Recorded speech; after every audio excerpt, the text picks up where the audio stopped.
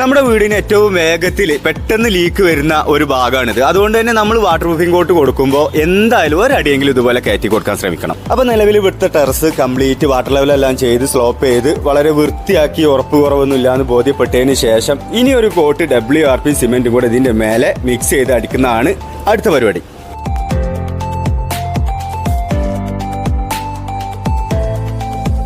Friends, അപ്പൊ നമ്മൾ grey സിമെന്റും WRP കൂടെ മിക്സ് ചെയ്തുകൊണ്ട് ഒരു കോട്ട് ടെറസ് കംപ്ലീറ്റ് ആയിട്ട് അപ്ലൈ ചെയ്തിട്ടുണ്ട്. അതിന് ശേഷം ഒരു ദിവസം നനച്ചു കൊടുത്തിട്ടുണ്ട്.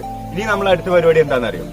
ഇതാ ഇപ്പൊ ഇത്രയും വർക്ക് കഴിഞ്ഞെടുക്കുന്ന ഈ ടെറസിലേക്ക് ഫൈനൽ കോട്ട് ചെയ്യാൻ വേണ്ടിയിട്ട് ഞാൻ ഉപയോഗിക്കുന്ന മെറ്റീരിയലാണിത്. ഞാനിവിടെ യൂസ് ചെയ്യുന്നത് അക്വാ റൂഫ് കോട്ടാണ്. ഇതിന് ഒരുപാട് പ്രത്യേകതകളുണ്ട്. ഇതിന്റെ കാര്യങ്ങളെല്ലാം വിശദമായി വഴിയാ പറയാം. ഇതിന്റെ ബേസ് കളർ വരുന്നത് വൈറ്റ് ആണ്. പിന്നെ റെഡോ ഗ്രീനോ ആണെങ്കിൽ നിങ്ങൾക്ക് ടിന്റ് ചെയ്യാം. 8 വർഷം 15 വർഷം ലൈഫ് പറയുന്ന സെയിം കമ്പനിയിൽ 8 വർഷം 15 വർഷം ലൈഫ് പറയുന്ന പ്രൊഡക്റ്റ് ഉണ്ട്.